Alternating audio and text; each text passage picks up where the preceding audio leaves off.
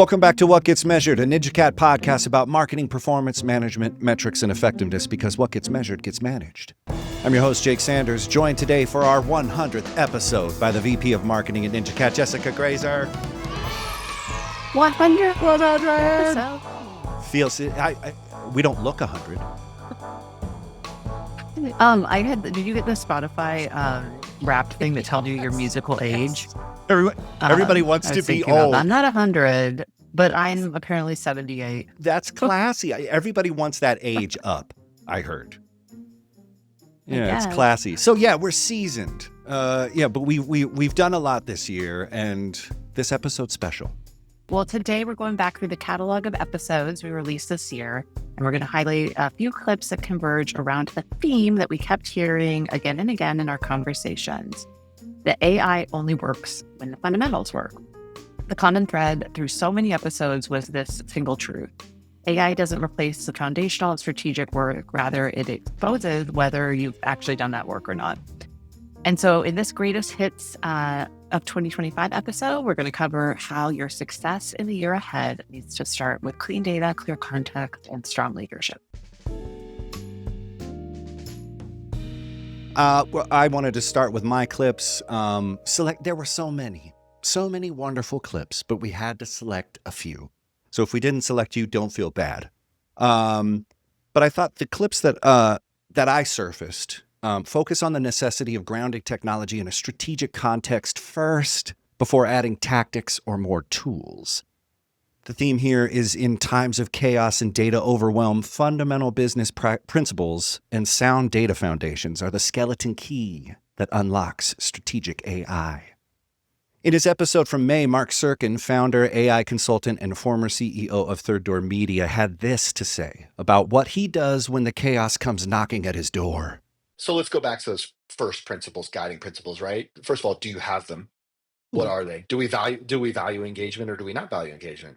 Right? Are we a bottom of the funnel brand or a top of the funnel brand, right? Like, do we know our brand? Do we know our market position? Are we a B2B software company that's an enterprise? I mean, basic. I'm talking about basic stuff, right? Like, what's our sales cycle? Does it take 18 months to close a deal? And are there 15 people involved? Or is this like somebody just goes to the website, puts in a credit card and does the thing, right? And that's what I mean by when I get overwhelmed, which happens a lot because it's a complex world, I go back to first principles and I ask myself the question, what's fundamental here? That makes sense. Always, not just in times of chaos. Coming back to strategy and fundamentals is critical before you leverage tech. And in this next clip from data classification guru Susan Walsh, she shares a real-world example of the importance of having your data house in order, which allows AI to do its thing. We worked with a manufacturer in the UK who sells their products through different retailers in the UK. So they're getting data from Nielsen, Kantar, IRI, Boots, Tesco, Asda.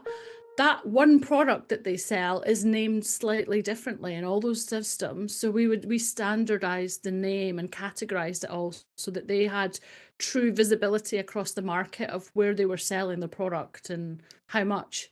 What's happened is the foundational work that we've done means that they've been able to build an AI tool to continue that work. The thing is, you need that knowledge and those people to do that first step. I love that episode and what Susan focuses on, which is often the invisible work that makes data reliable. There's just so much background and seemingly hidden work in organizations that needs to be articulated and understood before just bolting on AI or whatever tools, really. And that segues perfectly into the two clips I selected for this episode. My selections focus on the kind of leadership that actually makes AI transformation work. Not the big abstract kind of version of leadership that we usually talk about, but really practical stuff. Things like treating AI adoption as an internal onboarding challenge, using automation to create speed, and then actually using it as a diagnostic tool to expose the processes that are slow, outdated, or even broken. So Vanessa Liu, founder of Sugarwork, which was recently acquired by Decider this fall. Congrats, Vanessa. She came on the show and talked about why context and operational wisdom matter so much in this shift. And for me, this really clicked because AI is never really only the model or just like the point solution tool. It's about how people are working, what they know, and those invisible decisions that they are making every day. 95% of AI deployments don't make it to production. And it's not because the ROI for AI is not there, it's because the business context for what you need to make this work is not there. It's as if, like, I'm a company, I'm just going to throw in 10 people right now and not train them at all or tell them how you do things. That's not a recipe for success. So you have to essentially give basically any agentic system the context that you would also give a person. And so it's very logical when you think about it from that perspective, like treat Really. any AI deployment like you're onboarding a person. So what do? You give them context. Yeah, that idea of onboarding AI, like you would onboard an employee or a new colleague, really stayed with me. I think it highlights something that we are seeing all the time, that before an agent can be useful, you have to understand how the work moves through an organization or a workflow. The workflow's got to be clear. And then AI can plug in naturally.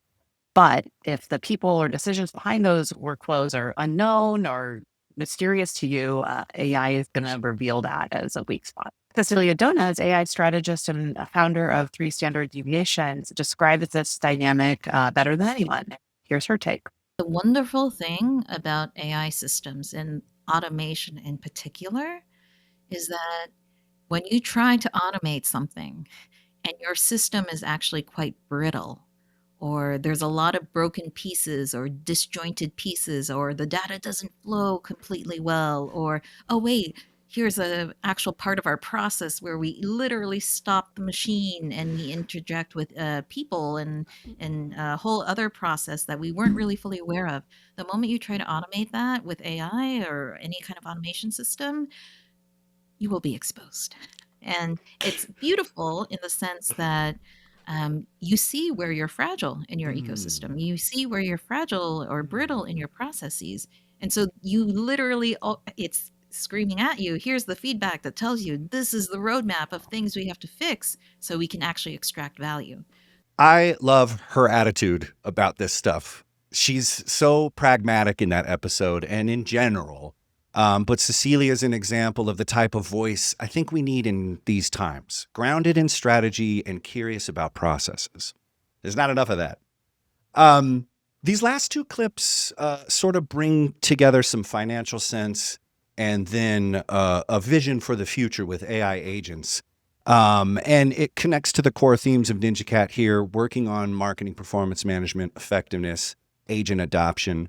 Our interview with data strategist founder, go-to-market specialist Charlie de Thibault was an eye-opener in regards to attribution and how we need to pay closer attention to the diminishing value of campaigns. So the marginal ROI is it's that diminishing return curve. You know, it's that scatter plot between revenue and spend, and you have a diminishing return curve.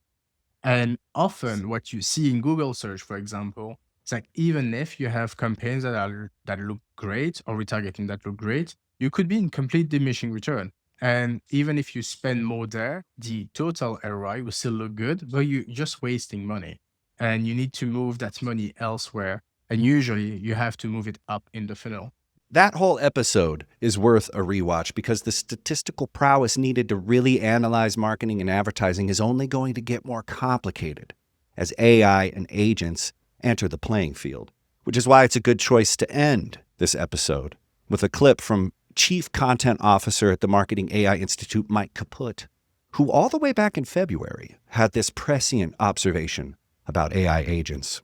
What's your thoughts on human supervision, like with AI agents? I mean, it's going to be absolutely critical in the short term for sure, but even in the longer term, I feel like that's going to be one of the roles of the future, right? Is people overseeing AI agents, because there's going to be several years here, I would imagine at the very least, where you're going to need to inspire confidence that a human understands what's happening, what the AI is doing and can actually ask questions and get explanations and communicate that to other human stakeholders. That's the only way, at least in the short term, these things are going to get used. So taking a look back at all of these amazing conversations we've had this year, one point keeps showing up.